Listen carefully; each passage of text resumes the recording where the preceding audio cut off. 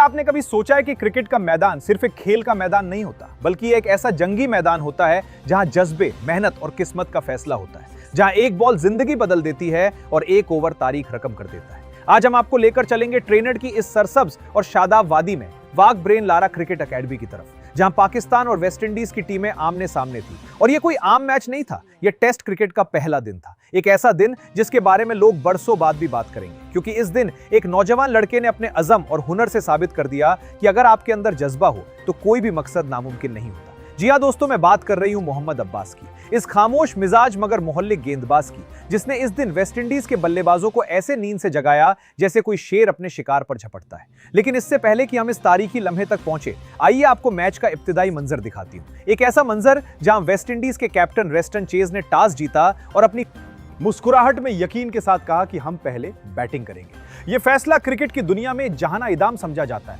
खास तौर पर जब आप अपने घर के मैदान पर खेल रहे हो, जहां पैच तेज रफ्तार गेंदबाजों की मदद करती है। मगर वेस्टइंडीज के बल्लेबाजों को अपनी धरती का हर इंच याद होता है। वो जानते थे कि किस गेंद को छोड़ना है और किस पर हमला करना है। लेकिन दोस्तों, क्रिकेट का खेल बड़ा अजीब है। यहाँ मंसूबे अक्सर नाकाम हो जाते हैं और यहाँ वही शख्स कामयाब होता है जो हालात के मुताबिक खुद को ढाल ले।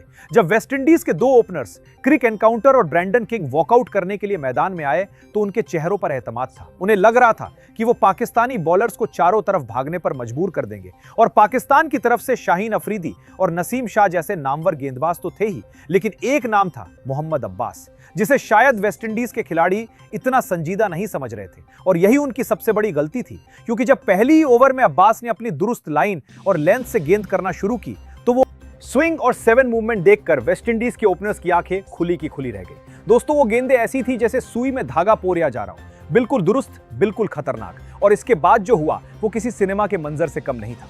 मोहम्मद अब्बास ने अपना पहला ही स्पेल इतना शानदार डाला कि ब्रेंडन किंग, जो बजाहिर मजबूत लग रहा था, एक ऐसी गेंद पर क्लीन बोल्ड हो गया जो अंदर आई और उसके ऑफ स्टैम्प को उड़ा कर रख दिया। दोस्तों, इस लम्हे पूरे ग्राउंड में एक सुनसान सी कैफियत फैल गई।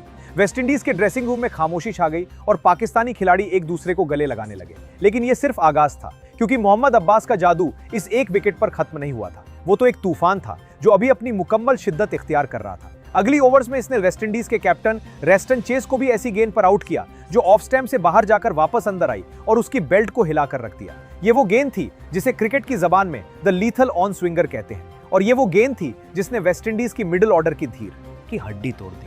एक तरफ जहां अब्बास अपने उरूज पर थे, वहीं दूसरी तरफ मुर हमजा भी पीछे नहीं थे।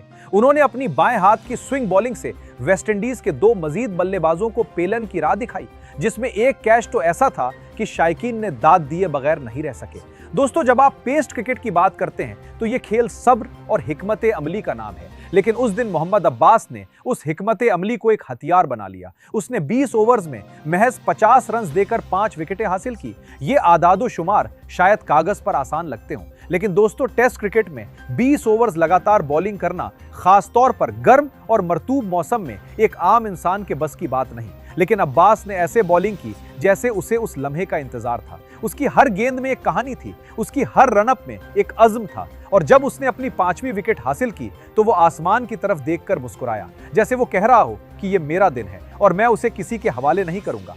वेस्टइंडीज की टीम, जो एक वक्त में 300 रन से तजावुज करने का सोच रही थी, आखिरकार 300 रन पर ही ढेर हो गई। और दोस्तों, ये 300 रन भी उन्होंने किसी तरह बचाए, वरना अब्बास और हमजा की बॉलिंग के सामने तो ऐसा लग रहा था जैसे वो 250 से ज्यादा भी ना बना पाए। लेकिन यहाँ एक और दिलचस्प मोड़ आता है। दोस्तों, क्या आप जानते हैं कि शोएब अख्तर, जिसे हम रावलपिंडी एक्सप्रेस के नाम से जानते हैं, उसके वालिद कौन थे?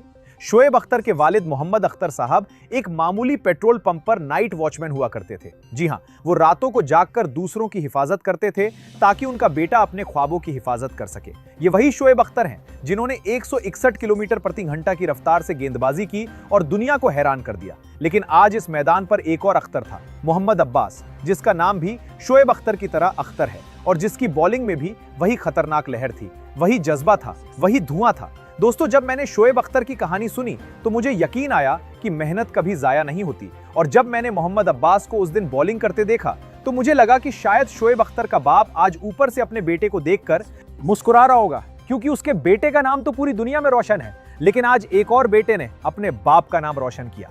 और ये कोई इत्तेफाक नहीं कि उस दिन पाकिस्तान टीम ने ऐसी कारकर्दगी दिखाई जो बरसों बाद याद रखी जाएगी। दोस्तों, पाकिस्तान की पहली इनिंग्स अभी बाकी है और अगर उन्होंने इसी जज्बे के साथ बैटिंग की तो यकीनन वो ये मैच एक इनिंग्स और कुछ रन से जीत जाएंगे। लेकिन सवाल यह है कि क्या वेस्टइंडीज दूसरी इनिंग्स में अपनी गलतियों से सबक सीखकर वापसी कर पाएगा? क्या उनके बल्लेबाज मोहम्मद अब्बास की स्पिल का जवाब दे पाएंगे?